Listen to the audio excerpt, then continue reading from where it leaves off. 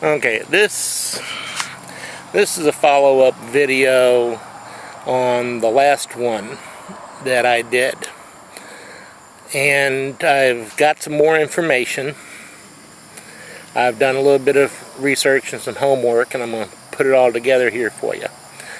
But this is boiling down to a real interesting court case. Yes, Dixie County has decided they are going to challenge the ruling and take it to the appeals court, the next level.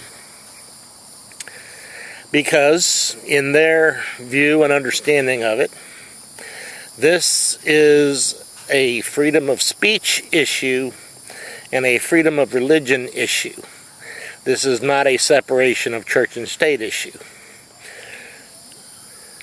And I've got some video clips to show you and put the evidence together.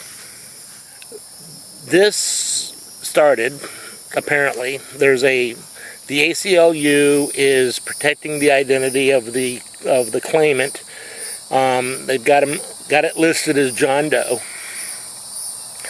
And apparently this John Doe is not even a resident of Dixie County.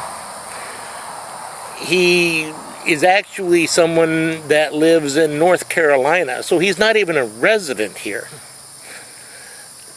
He lives in North Carolina, as the story I understand goes.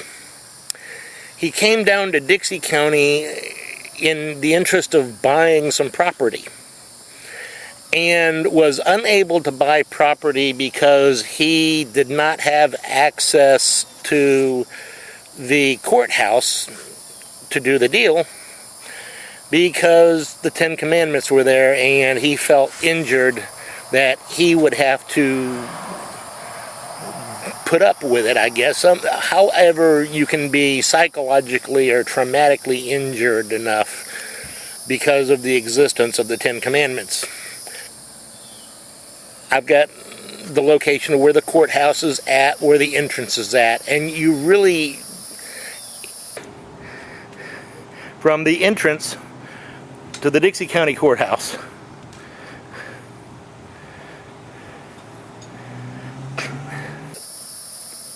the monument does not inhibit you from entering or leaving the courthouse at all.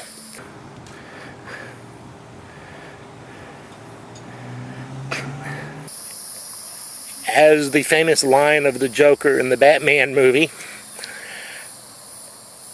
if he is so offended by such a monument at the courthouse, then he really would not be happy in Dixie County at all, because Dixie County actually has more churches and church community centers than they have convenience stores. You cannot go anywhere in Dixie County and not escape Christianity. It just simply is not possible. It is embedded into the culture of this part of the country. It just is not possible. It's not possible to not have Christianity in your face within 4 counties of us. The county that I live in, Dixie County, etc. It is the culture. And to have one person stick their nose down here and decide he's going to upset the status quo isn't going to happen. The locals down here are all saying that they are going to fight this with everything they've got. And it can get pretty ugly here if they want to take it to that level. But this is freedom of speech. This is freedom of religion in this part of the world. It says that the items placed in this forum do not necessarily reflect the views or opinions of the Dixie County Board of County Commissioners and are not sponsored or endorsed by the board. I don't think it can get any more clear than that. That is a disclaimer that clearly shows that the Dixie County Board of County Commissioners are not attempting to establish anything except for a public forum where which private citizens can post items of community value.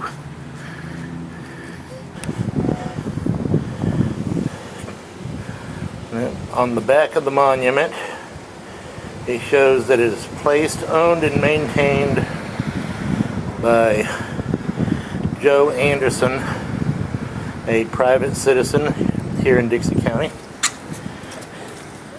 And that's the 10 Commandments right there on that. And anybody that says that they are injured because this is blocking their ability to get into the courthouse must know that the entrance is way over yonder.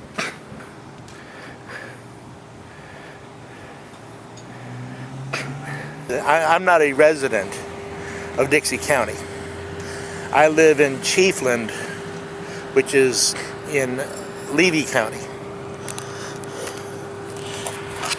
And see, Chiefland, which is here in Levy County, at the City Hall, also has one of these monuments.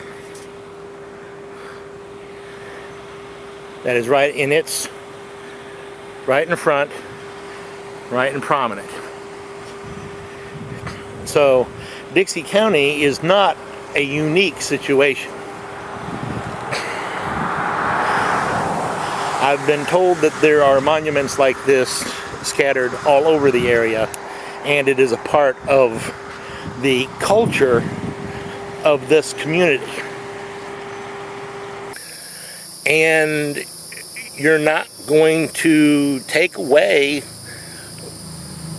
our freedom of speech without a fight. That's just where it is now.